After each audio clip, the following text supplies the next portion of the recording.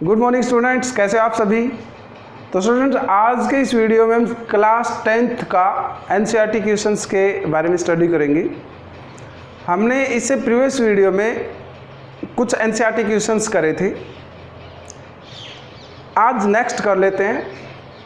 हमने 3 या 4 उसमें पहले करवा दिए थे पहले वाले वीडियो में। तो 4th क्वेश्चन एनसीईआरटी का एक्सरसाइज, जो चैप्टर के एंड में जो एक्सरसाइज दी होती है वो, what is a balance chemical equation, why should a chemical equation be balance, कि एक बैलेंस केमिकल इक्वेशन क्या है और एक इक्वेशन बैलेंस क्यों होनी चाहिए, रीजन आपको बताना है। तो पहले तो बताओ बैलेंस केमिकल इक्वेशन क्या है। Balanced chemical equation, balanced chemical equation तो जिसमें नंबर ऑफ एटम्स सेम रहे, बैलेंस केमिकल रिएक्शन कह सकते हो या इक्वेशन कह सकते हो। क्या, जिसमें सेम नंबर ऑफ एटम्स हो, same number of atoms, same number of atoms on reactant and product side, जिसमें रिएक्टेंट और product side same number of atoms हो, ऐसी रिएक्शन को, ऐसी इक्वेशन को हम बैलेंस केमिकल इक्वेशन कहते हैं। For example N2 + 3H2, N2 + H2 मानिए पहले, बनाया ammonia. Now it is unbalance reaction. क्यों? क्योंकि यहाँ हाइड्रोजन 2 है रिएक्टेंट की साइड और प्रोडक्ट की साइड 3 है। तो बैलेंस तो वो होती है जिसमें एटम्स की संख्या सेम रहे, यहाँ तो एटम्स की संख्या सेम नहीं है, so it is unbalance reaction. हम इसको बैलेंस करेंगे। यहाँ देखिए नाइट्रोजन 2 है तो नाइट्रोजन को 2 करेंगे। अब टोटल हाइड्रोजन कितना हो गया, 2 3 जा 6, तो इधर भी 3 लगा देंगे ताकि 6 हो जाए। Now it is balance because number of atoms on both side are equal. Balance chemical equation क्या होती है, जहां नंबर ऑफ एटम्स रिएक्टेंट की side as well as product की साइड सेम हो, बैलेंस केमिकल इक्वेशन कहलाती है। तो ये एक बैलेंस केमिकल इक्वेशन है। अब रीजन है कि वाई शुड एक केमिकल इक्वेशन भी बैलेंस्ड, कि केमिकल इक्वेशन बैलेंस क्यों होनी चाहिए, क्योंकि हमने पढ़ा है law of conservation of mass कि atom can neither be created, atom can neither be created, atom can neither be created nor destroyed, ना तो हम क्रिएट कर सकते हैं ना हम डिस्ट्रॉय कर सकते हैं। तो जब हम क्रिएट नहीं कर सकते या डिस्ट्रॉय नहीं कर सकते तो एटम्स की संख्या सेम होनी चाहिए दोनों तरफ। तो इसीलिए एक इक्वेशन को बैलेंस होना बहुत ज़रूरी है, अनबैलेंस रिएक्शन गलत मानी जाती है। नेक्स्ट 5वां क्वेश्चन बैलेंसिंग का है। हमने बैलेंसिंग पे पूरा वीडियो बना रखा है, आप देख सकते हो, balancing of chemical reaction by Kulan sir के नाम से। नेक्स्ट भी बैलेंसिंग का है, 7th और 8th भी बैलेंसिंग का है, उस वीडियो में जाकर के आप देख सकते हो, भानु केमिस्ट्री क्लासेस सर्च करके। नेक्स्ट 9th क्वेश्चन है, what does one mean exothermic and endothermic reaction. Exothermic और एंडोथर्मिक रिएक्शन से क्या मतलब है। तो भाई 9th हम क्वेश्चन करवा रहे हैं। एक्सोथर्मिक रिएक्शन, एक्सो एक दे रखा है, एंडोथर्मिक,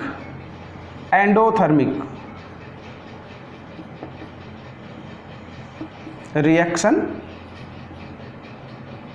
तो देखो एक्सो का मतलब होता है आउट, यानी कि जिसमें हीट बाहर दी जाती है, जिसमें हीट रिलीज होती है, ऐसी रिएक्शन को एक्सोथर्मिक रिएक्शन कहते हैं। एक्सो मानी आउट, बाहर, और थर्म मानी हीट, यानी कि ऐसी रिएक्शन जिसमें हीट रिलीज होती है, ऐसी रिएक्शंस को एक्सोथर्मिक रिएक्शन कहते हैं। सिंपल सा, C+O2 changes into CO2 plus 393.5 kilojoule पर मोल, यानी कि 1 मोल कार्बन डाइऑक्साइड जलाते हैं तो इतनी हीट इन्वायरमेंट में बाहर चली जाती है। तो इस रिएक्शन को एक्सोथर्मिक कहते हैं। एंडो का मतलब इनसाइड, एंडो मीन्स इन, और थर्म मानी हीट, यानी कि ऐसी रिएक्शन जिसमें हीट अब्जॉर्ब होती है आर कॉल्ड एक्सोथर्मिक रिएक्शन। तो सिंपल सा क्या हो गया, हीट अब्जॉर्ब्ड। आप केवल इतना लिखोगे हीट रिलीज हीट अब्जॉर्ब्ड, कोई नंबर नहीं देने वाला, कोई मार्क्स नहीं देगा, आपको पूरा सेंटेंस बनाना पड़ेगा कि the process in which heat is released is called exothermic, heat is absorbed is called endothermic process. तो एंडोथर्मिक प्रोसेस में क्या होता है, हीट अब्जॉर्ब होती है। एक रिएक्शन कर लेते हैं, N2 + O2 changes into 2NO, यानी कि नाइट्रोजन और ऑक्सीजन बनाते हैं क्या, नाइट्रिक ऑक्साइड। तो स्टूडेंट्स इस रिएक्शन के लिए हीट की रिक्वायरमेंट पड़ती है, जबकि पहले वाली में हीट छोड़ी जाती है, रिक्वायरमेंट नहीं होती, उसको रिएक्शन हो जाती है और हीट रिलीज भी होती है। जबकि इसमें क्या होगा, इसमें हीट की ज़रूरत पड़ेगी, इसको हीट मिलेगी तो ये रिएक्शन होगी, तो इनको हीट देनी पड़ेगी, हीट सप्लाई करनी पड़ेगी, तो इन्होंने हीट अब्जॉर्ब करी है, so these are called endothermic reactions. I hope clear हो गया होगा। 9th क्वेश्चन, 10th क्वेश्चन कर लेते हैं। Why is respiration considered as exothermic reaction? Respiration को एक्सोथर्मिक रिएक्शन क्यों कहते हैं? क्योंकि इस एक्सोथर्मिक का मतलब डायरेक्ट अर्थ है कि हीट रिलीज होने वाली है, तो यहाँ भी रेस्पिरेशन के दौरान भी हीट रिलीज होती है। तो बताइए 10th क्वेश्चन कर लेते हैं। 10th क्वेश्चन क्या है, रेस्पिरेशन एक्सोथर्मिक क्यों है? तो कैसे हम बताते हैं अभी। 10th क्वेश्चन है question number 10, why respiration considered as exothermic? तो सिंपल सा आंसर है कि ड्यूरिंग डाइजेशन कॉम्प्लेक्स जो सब्सटेंस है, कॉम्प्लेक्स सब्सटेंस सिंपल सब्सटेंस में टूट जाते हैं, सिंपल सब्सटेंस में ब्रेक होते हैं। अच्छी बात है जी, डाइजेशन के दौरान सिंपल सब्सटेंस में चेंज हो जाते हैं, ब्रेक हो जाते हैं। अब जो simple substance for example carbohydrates जो हमें फूड से मिली है, वो कहाँ चेंज होती है डाइजेशन के दौरान? ग्लूकोज में। अब उस ग्लूकोज से एनर्जी तब मिलती है जब हम सांस लेते हैं, यानी कि ग्लूकोज नीडेड ऑक्सीजन। तो हम रेस्पिरेशन के दौरान यही तो करते हैं, ऑक्सीजन अंदर ले जाते हैं। तो ऑक्सीजन किसके साथ कंबाइन होती है? ग्लूकोज के साथ। कहाँ से प्राप्त हुआ? फूड से। तो ग्लूकोज के साथ ऑक्सीजन कंबाइन हुई एंड क्या बनाया? H2O plus carbon dioxide plus energy. तो आप देख सकते हो कि इसमें एनर्जी रिलीज हुई है प्रोसेस के कारण। इसको बैलेंस के लिए यहाँ 6 लगा ले, यहाँ भी 6 लगा ले, राइट। और 6 2 6 6 6, ये यहाँ भी 6 लगेगा। तो रेस्पिरेशन एक एक्सोथर्मिक इसलिए है क्योंकि इसमें जी हीट रिलीज होती है, एनर्जी रिलीज होती है। कहाँ? Glucose when combine with oxygen it form carbon dioxide, water and energy. यही एनर्जी कहाँ स्टोर हो जाती है? ATP of cell. और यही एनर्जी जो है डेली रूटीन के जो वर्क हैं, जैसे कि दौड़ना, चलना फिरना, इनके लिए यूज होती है। तो क्वेश्चन था कि रेस्पिरेशन को एक्सोथर्मिक क्यों कहा जाता है? आंसर हो गया कि जो हम फूड लेते हैं वो डाइजेशन के दौरान किस में चेंज होता है? कम्प्लेक्स कार्बोहाइड्रेट से सिंपल कार्बोहाइड्रेट्स में चेंज हो जाता है। फॉर एग्जांपल कार्बोहाइड्रेट से वो ग्लूकोज में चेंज हो गया। अब ग्लूकोज से एनर्जी तभी मिलेगी जब इसको ऑक्सीजन मिले। तो ऑक्सीजन हम सांस के द्वारा रेस्पिरेशन की प्रोसेस से ऑक्सीजन ले जाते हैं अंदर। वो ऑक्सीजन सेल्स में प्रेजेंट ग्लूकोज के साथ रिएक्शन करती है एंड एनर्जी रिलीज होती है। यही एनर्जी एटीपी में स्टोर हो जाती है और डेली वर्क के लिए यूज होती है। आई होप ये क्वेश्चन भी आ गया होगा समझ में आपको। Next, why decomposition reactions are opposite of combination reaction? कि डिकम्पोजिशन रिएक्शंस को कॉम्बिनेशन का अपोजिट क्यों माना जाता है? बहुत सिंपल है। यदि आपको डिकम्पोजिशन और कॉम्बिनेशन रिएक्शंस की डेफिनेशन आती है तो इट्स वेरी सिंपल क्वेश्चन। बताओ, why decomposition reactions are opposite of combination reaction? हम एक कॉम्बिनेशन ले लेते हैं और एक डिकम्पोजिशन ले लेते हैं। कॉम्बिनेशन रिएक्शन क्या होती है? The reaction in which 2 or more reactants combine to form single product। इसमें क्या होगा, दो या उससे अधिक जो रिएक्टेंट्स है कंबाइन होकर के एक प्रोडक्ट में, सिंगल प्रोडक्ट में चेंज हो जाते हैं, कॉम्बिनेशन। डिकम्पोजिशन में क्या होगा, एक सिंगल सब्सटेंस जो है वो टू और मोर प्रोडक्ट्स में टूट जाता है, तो जस्ट अपोजिट हो गया। So these are called opposite of combination reaction, क्योंकि जो उसमें तो दो चीज़ें जुड़ती हैं या उससे अधिक चीज़ें जुड़ जाएंगी रिएक्टेंट्स, और इसमें क्या है, इसमें टूट जाता है एक सिंगल सब्सटेंस दो या उससे अधिक में। एग्जांपल हम कॉम्बिनेशन का ले लें, H2 + O2 changes into H2O। Reaction को बैलेंस कर लें, यहाँ 2 लगाया, ना ना ना ना 2 नहीं, यहाँ 2 लगाएंगे, यहाँ 2 लगाएंगे, बैलेंस। ये तो कॉम्बिनेशन होगी। डिकम्पोजिशन में यही वाटर डिकम्पोज कर दिया जाए बाय इलेक्ट्रिसिटी, तो ये क्या हो गया, हाइड्रोजन और ऑक्सीजन में टूट जाएगा, तो this is called decomposition reaction. और बैलेंसिंग के लिए क्या करेंगे, इधर 2 है तो यहाँ 2 कर देंगे, इधर 2 लगा देंगे, तो these are opposite to each other. Next question कर लेते हैं। नेक्स्ट क्वेश्चन 12th क्वेश्चन है। 12th क्वेश्चन दे रखा है कि भाई आप डिकम्पोजिशन रिएक्शन के उदाहरण लिखिए।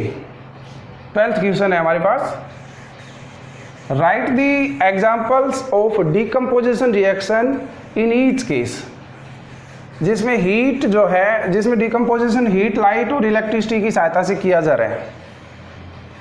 क्वेश्चन क्या है कि आपको 3 डिकम्पोजिशन रिएक्शंस के एग्जाम्पल देने हैं। 12th क्वेश्चन है, डिकम्पोजिशन रिएक्शंस के एग्जाम्पल देने हैं। डिकम्पोजिशन रिएक्शंस का एग्जाम्पल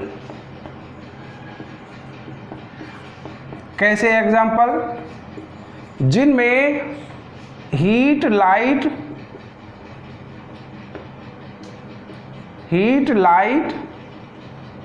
और इलेक्ट्रिसिटी की सहायता से डिकम्पोजिशन किया जा रहा है।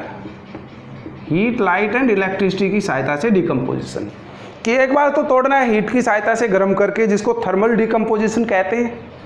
थर्मल डिकम्पोजिशन क्या होता है, decomposition using heat, decomposition by heating, decomposition by heating is called thermal decomposition। एक बार ये कई बार क्वेश्चन पूछ लिया जाता है, थर्मल डिकम्पोजिशन क्या होता है। थर्मल डिकम्पोजिशन किसी ऐसी प्रोसेस जिसमें डिकम्पोजिशन जो है हीट की सहायता से किया जाता है, हीट सप्लाई करके किया जाता है। फॉर एग्जांपल डिकम्पोजिशन रिएक्शन का कैल्शियम कार्बोनेट हम हीट सप्लाई कर देते हैं तो ये टूट जाता है calcium oxide plus carbon dioxide, ठीक है। नेक्स्ट लाइट सनलाइट की सहायता से। तो दूसरा क्या है, हम यहाँ लिख देते हैं दूसरे को एक्सप्लेन करने के लिए, लाइट। दूसरा ये है लाइट का, कि ऐसी डिकम्पोजिशन लिखो जिसमें लाइट की सहायता से, सनलाइट की सहायता से, तो इसको कहते हैं photo chemical decomposition, photolytic decomposition, photolytic decomposition. Photolytic decomposition क्या होता है, डिकम्पोजिशन बाय सनलाइट। तो इसका सिंपल सा क्या हो गया कि जिस सनलाइट की सहायता से कोई सब्सटेंस तोड़ा जाए, decomposition bye sunlight is called photolytic decomposition.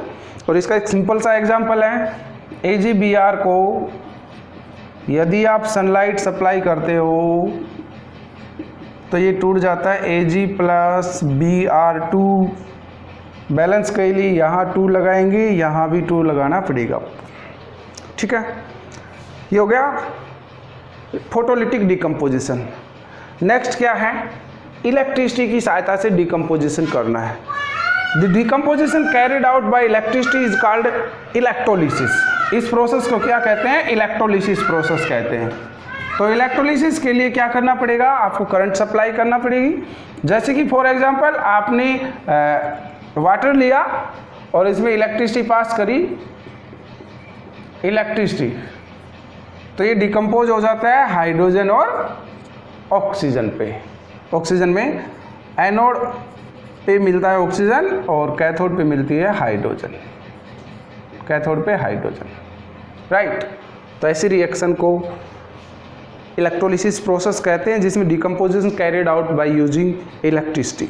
तो हमने 3 एग्जांपल्स डिकम्पोजिशन रिएक्शंस के दिए हैं, साथ साथ तीनों की जो डेफिनेशंस आई थी, photochemical, photolytic, thermal decomposition, electrolysis, वो भी साथ साथ हमने दी। नेक्स्ट क्वेश्चन कर लेते हैं। नेक्स्ट क्वेश्चन है कि what is the difference between displacement and double displacement reaction. 13th question है difference between displacement and double displacement reaction. यदि आपने डिस्प्लेसमेंट रिएक्शन और डबल डिस्प्लेसमेंट पढ़ रखी है तो बहुत सिंपल है आपके लिए, दोनों के जस्ट एक एक एग्जांपल दे देते हैं। डिस्प्लेसमेंट और डबल डिस्प्लेसमेंट रिएक्शन में डिफरेंस,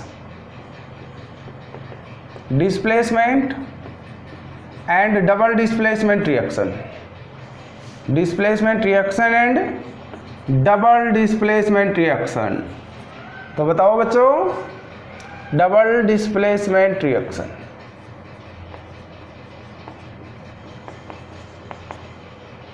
भाई डिस्प्लेसमेंट रिएक्शन क्या थी? जिसमें मोर रिएक्टिव मेटल जो है लेस रिएक्टिव मेटल को डिस्प्लेस कर देता है, डिस्प्लेसमेंट रिएक्शन कहलाती है। More reactive metal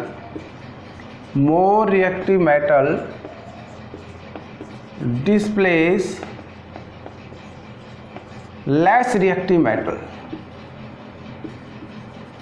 more reactive metal displace less reactive metal from its salt solution, from its salt solution is called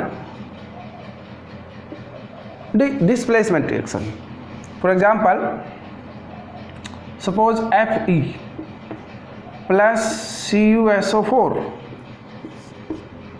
अब क्या है, आयरन जो है Fe से मतलब कॉपर से ज़्यादा रिएक्टिव है, तो ये कॉपर को इसकी जगह से भगा देगा, चलो भागो, और क्या जुड़ जाएगा, FeSO4 इसकी जगह जुड़ जाता है, कॉपर भाग गए यहाँ से।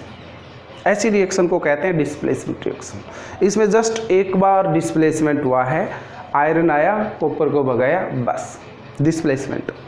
डबल डिस्प्लेसमेंट में क्या होता है, 2 बार डिस्प्लेसमेंट होना है। डबल डिस्प्लेसमेंट में जैसा कि नाम ही दिखा रहा है, डबल डिस्प्लेसमेंट, डबल डिस्प्लेसमेंट। तो क्या होता है इसमें, एक्सचेंज ऑफ मेटल एटम्स, जो मेटल एटम्स हैं उनका एक्सचेंज हो जाता है 2 सॉल्यूशंस के बीच में, जो मेटल एटम्स हैं।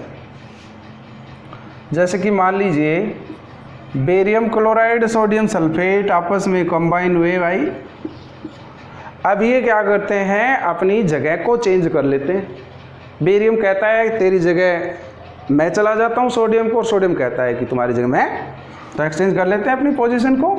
तो भाई बेरियम वाली जगह को यहाँ भगाओ और इसको यहाँ, यानी कि इन्होंने अपनी पोजीशन चेंज कर ली। बताइए तो बेरियम की जगह मैं सोडियम लिख रहा हूँ, ये हो गया NaCl और ये हो गया बेरियम सल्फेट, राइट। सोडियम कितना है यहाँ, 2, क्लोरीन भी 2 हो गया, सल्फेट भी 1 है, पूरी रिएक्शन इस तरह से बैलेंस हो गई। ओके, 13th क्वेश्चन के बाद आता है 14th क्वेश्चन कि in the refining of silver, recovery of silver from the silver nitrate solution involved displacement bye copper metal, write down the reaction involved. क्या, देखो NCERT बुक आप जरूर रखिए साथ साथ, उसमें क्वेश्चंस जो हैं वो दे रखे हैं।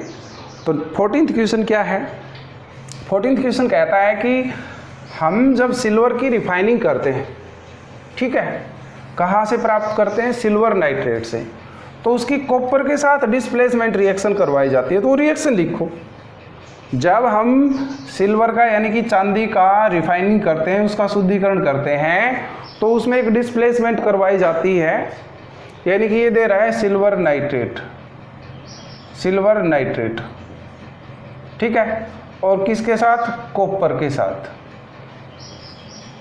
ये क्या बन जाता है, CuNO3, कॉपर नाइट्रेट का फार्मूला बच्चों बनाना आता होगा आपको, ठीक है, सिखा रखा है मैंने, देख लेना यदि किसी को नहीं आता है तो। कॉपर क्योंकि ज़्यादा रिएक्टिव है, Ag को भगा देता है, डिस्प्लेस कर देता है, और यहाँ Ag आ गया। इस तरह से हमें प्योर Ag मिल गई, और इसको यही रहने दें। अब इसको बैलेंस कर लेते हैं। यहाँ नाइट्रेट कितना है 2। देखो जब दोनों तरफ आयंस आ रहे हों, जैसे नाइट्रेट इस साइड में इस साइड है, तो नाइट्रेट को कंप्लीटली बैलेंस कर लो, बहुत आसान पड़ेगा। तो यहाँ 2 है, तो यहाँ नाइट्रेट को बैलेंस करने के लिए 2 लगा दिया। Ag2 हो गया यहाँ पर, तो इधर भी 2 Ag लगा देते हैं। नव रिएक्शन इज बैलेंस। बहुत सिंपल सा है, बहुत सिंपल, बहुत सिंपल। नेक्स्ट 15th क्वेश्चन क्या है? What do you mean by precipitation reaction, give example. Precipitation reaction क्या है, एग्जाम्पल दीजिए। व्हाट डू यू, ये क्या प्रीसिपिटेशन रिएक्शन, प्रीसिपिटेशन रिएक्शन, सीधा एग्जाम्पल देना इसका। बताओ प्रीसिपिटेशन रिएक्शन क्या होती है? द रिएक्शन इन विच,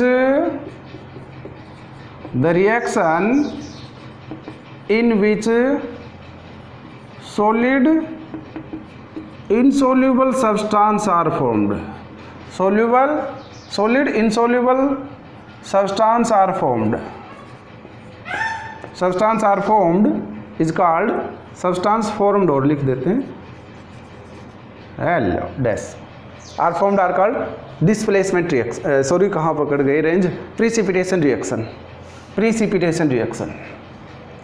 भाई प्रीसिपिटेशन रिएक्शंस का एक एग्जांपल अभी अभी हमने दिया था डबल डिस्प्लेसमेंट में, उससे प्रीसिपिटेट्स भी बनते हैं। तो ये रिएक्शन आप दो जगह यूज कर सकते हो, प्रीसिपिटेशन रिएक्शन में भी और डबल डिस्प्लेसमेंट रिएक्शन में भी। तो बताओ ये हो गया NaCl plus BaSO4, right. NaCl तो पानी में घुल जाता है, कोई प्रीसिपिटेट्स नहीं बनते, लेकिन बेरियम सल्फेट जो है प्रीसिपिटेट्स के रूप में बनता है। डाउन एरो मार्क क्या दिखाता है? प्रीसिपिटेट्स, ठीक है भाई। ये PPT called precipitates of barium sulphate are formed.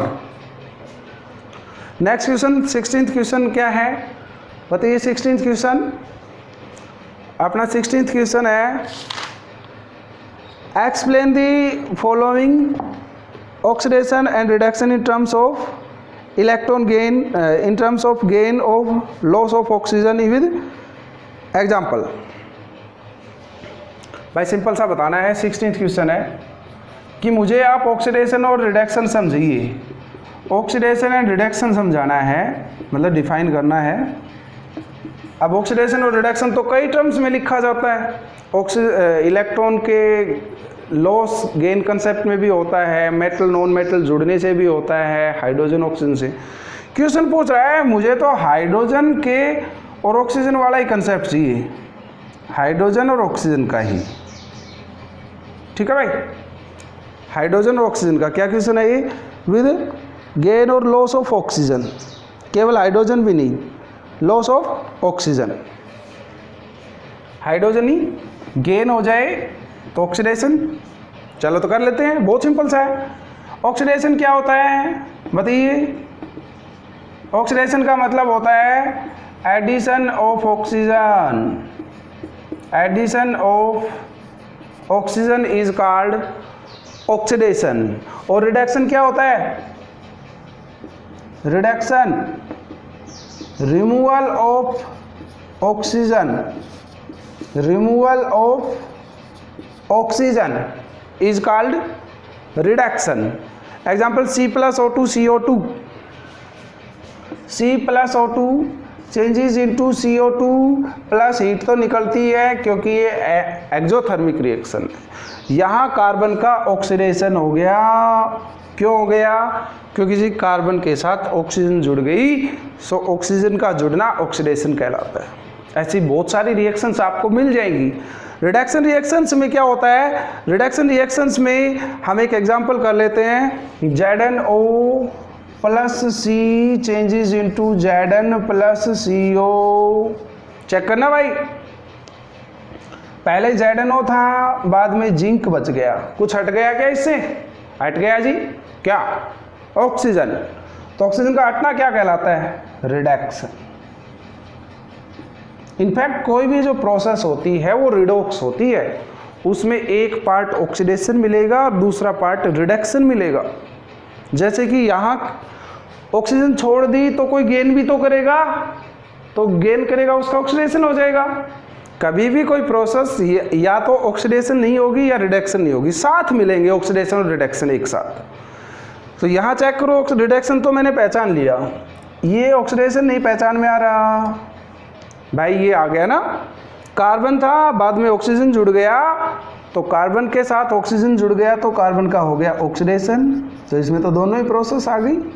तो ऐसी प्रोसेस को रिडॉक्स रिएक्शन कहते हैं। ये आप रिडक्शन के लिए भी यूज़ कर सकते हो और ऑक्सीडेशन के लिए भी आपको दिखाना पड़ेगा।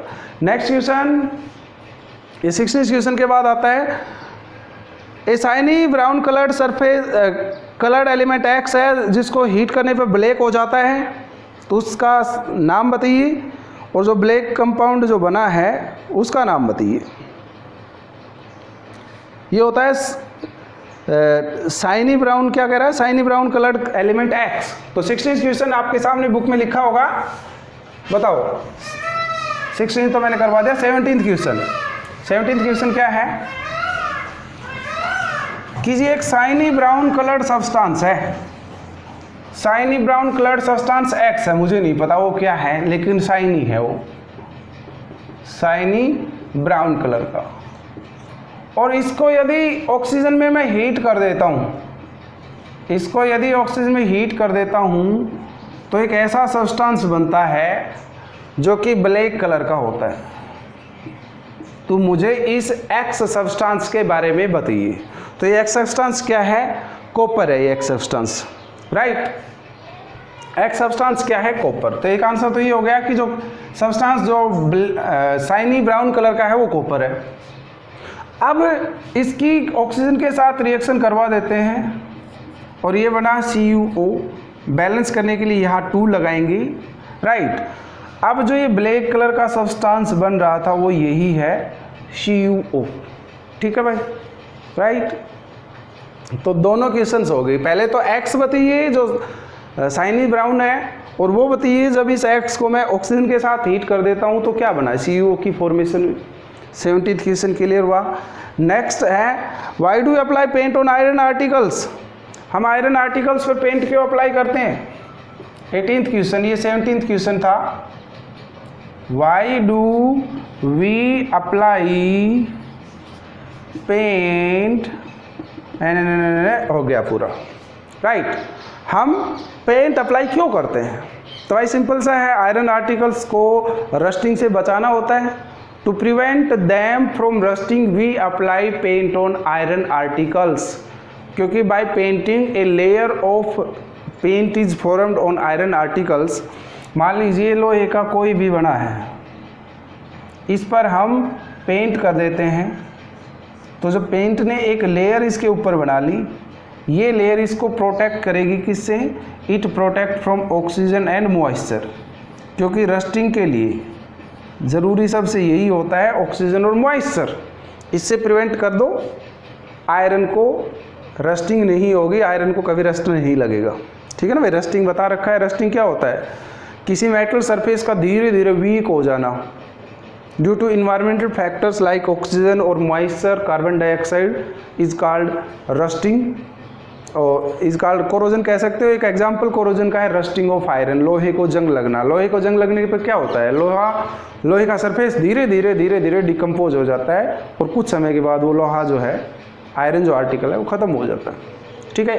तो हम अप्लाई क्यों करते हैं पेंट, क्वेश्चन था, तो आंसर हो गया जी अप्लाई इसलिए करते हैं ताकि उस आयरन आर्टिकल को हम रस्टिंग से बचा सकें, जंग लगने से बचा सकें। जैसे हम पेंट करते हैं, पेंट एक लेयर बना लेता है जो उस आयरन आर्टिकल को किससे बचाता है, किससे बचाता है बताओ, एयर और मॉइस्चर से, यानी कि हवा और ऑक्सीजन से बचा लेता है। इस तरह से that prevent from the rust. Next question है, oil and fat containing food items are flushed with nitrogen. 19th question है कि जो ऑयल और फूड, ऑयल और फैट, सॉरी ऑयल और जो फैट जिसमें होता है, उन फूड आइटम्स में हम नाइट्रोजन क्यों डाल देते हैं। जैसे कि अपना एक चिप्स का पैकेट होता है, ये चिप्स का पैकेट तैयार है, इस पे लिख देते हैं चिप्स, ठीक है भाई। लेज का हो गया, किसी भी कंपनी का ले लिया आपने। अच्छा, इस चिप्स में नाइट्रोजन डाल करके देते हैं। क्यों डालते हैं? Because nitrogen is a inert gas, यानी कि ये रिएक्टिव गैस नहीं है बिल्कुल भी, बहुत निष्क्रिय गैस है, इनर्ट गैस। तो इनर्ट गैस है तो ये क्या करेगी, ये ऑयल और फैट को ऑक्सीडेशन से प्रिवेंट कर लेगी, ऑक्सीडेशन से बचा लेगी, ऑक्सीडेशन से प्रिवेंट कर लेगी, इसलिए वो उनका टेस्ट और स्मेल चेंज नहीं होगी। तो आंसर क्या हो गया? Food oil and fat containing food items में नाइट्रोजन क्यों भरी जाती है? आंसर हो गया कि जी nitrogen is inert gas, it prevent oil and fat from the oxidation, so they prevent from rancidity, या कहो उनका टेस्ट और जो स्मेल है वो चेंज नहीं हो पाता। नेक्स्ट क्वेश्चन जल्दी से कर लेते हैं। नेक्स्ट क्वेश्चन है, ये 19वां क्वेश्चन, नेक्स्ट है 20 question, corrosion rancidity. Corrosion rancidity हमने करवा रखी है बच्चों, कोरोजन रेंसिडिटी का पूरा एक है कोरोजन रेंसिडिटी। वैसे मैं बता देता हूँ कोरोजन क्या होता है। लोहे को जंग लगना एक प्रोसेस का है, कोरोजन का एक एग्जाम्पल है। यानी कि किसी मेटल सरफेस का डिकम्पोज हो जाना या वीक हो जाना, कमज़ोर हो जाना, किसके कारण? ऑक्सीजन, ये बताया था अभी, मॉइस्चर, इसके कारण कोरोजन। और रेंसिडिटी क्या होती है? रेंसिडिटी मैंने पूरा वीडियो बना रखा है कोरोजन एंड रेंसिडिटी के नाम से, आप सर्च कर सकते हो भानु केमिस्ट्री क्लासेस पे जाकर के, corrosion and rancidity by Kulan sir के नाम से, ठीक है। तो रेंसिडिटी का मतलब है टेस्ट और स्मेल में चेंज हो जाना, टेस्ट और स्मेल चेंज हो जाना। जिन फूड आइटम्स में ऑयल और फैट है, यानी कि ऑयल और जो फैट जिनमें है, उन फूड आइटम्स की टेस्ट और स्मेल में चेंज हो जाता है, इसी को रेंसिडिटी कहते हैं। रेंसिडिटी से बचाने के बहुत सारे मेथड्स हैं। आप एंटीऑक्सीडेंट्स यूज़ कर सकते हो, आप इनर्ट गैसेस भी यूज़ कर सकते हो, आप फ्रीजिंग कर सकते हो, बॉइलिंग कर सकते हो। इस तरह से आप रेंसिडिटी से बच सकते हो, फूड आइटम्स को बचा सकते हो। तो स्टूडेंट्स, आज ही एनसीईआरटी फर्स्ट लेसन के कंप्लीट हुए। Thanks a lot. पूरा वीडियो देखने के लिए बहुत बहुत धन्यवाद। मिलते हैं नेक्स्ट वीडियो में।